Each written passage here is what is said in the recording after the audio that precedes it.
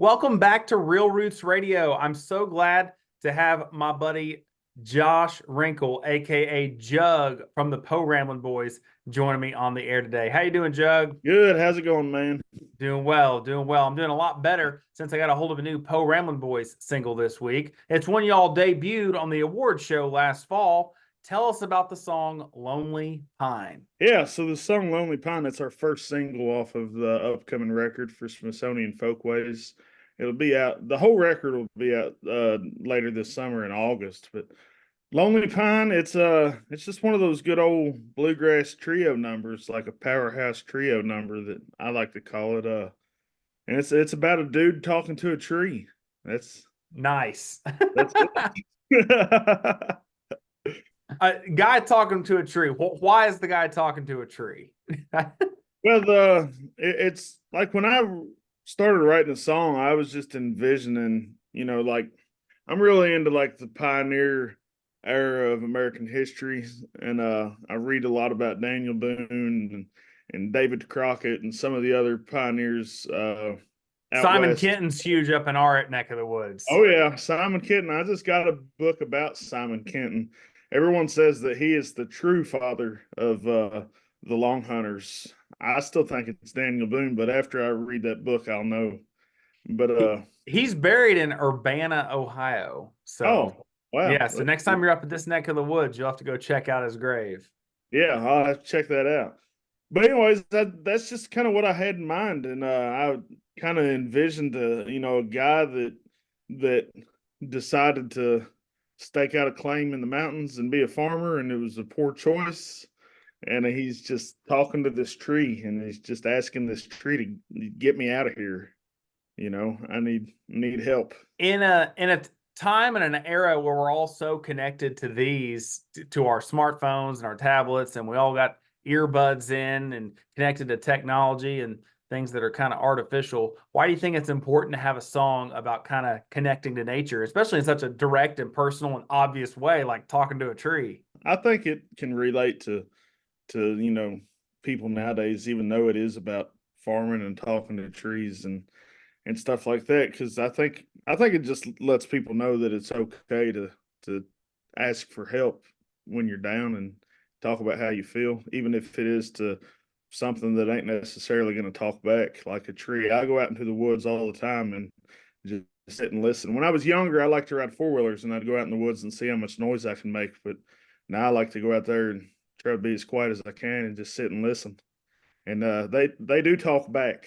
The trees and the woods and nature, they definitely do. I know you're an avid outdoorsman, not just in celebrating nature, but you're also a sportsman as well. And so I know a lot of our listeners can connect with that. Oh yeah, for sure. I love hunting and fishing and trapping and spending time in the great outdoors. It's definitely one of my passions. I always tell people that music gets in the way of my hobbies, but they ask, they say, "Hey, music your hobby?" Like, well, it is, but I'd rather be outside.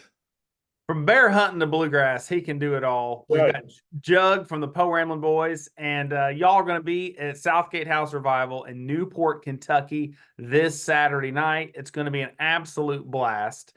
It's a really cool venue. I've seen everybody from Jason Carter to Tyler Childers there, and so having the Ramblin Boys making their Southgate House Revival debut will be a lot of fun. Yeah, we're really looking forward to it, and want to invite all of our friends in Northern Kentucky and Southern Ohio to come out, and I guess Indiana too.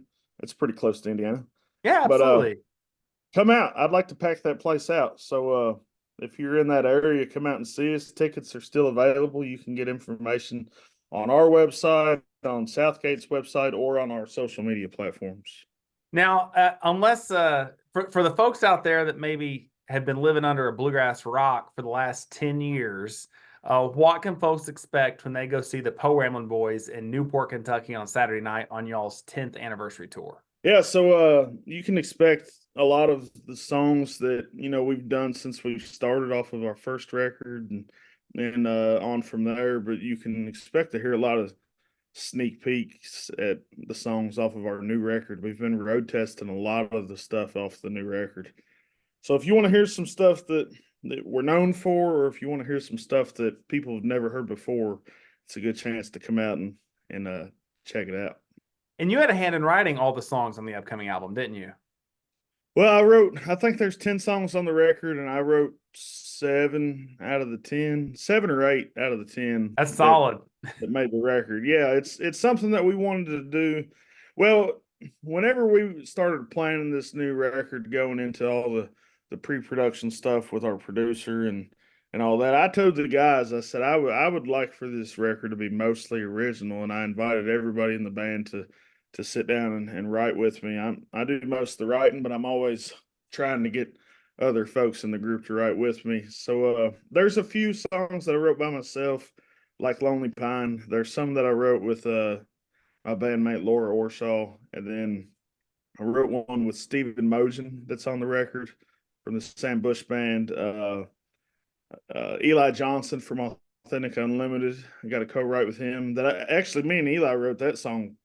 Probably, if the band is 10 years old, then we wrote it 9 years and 10 months ago. So it's been hanging on to it for a while.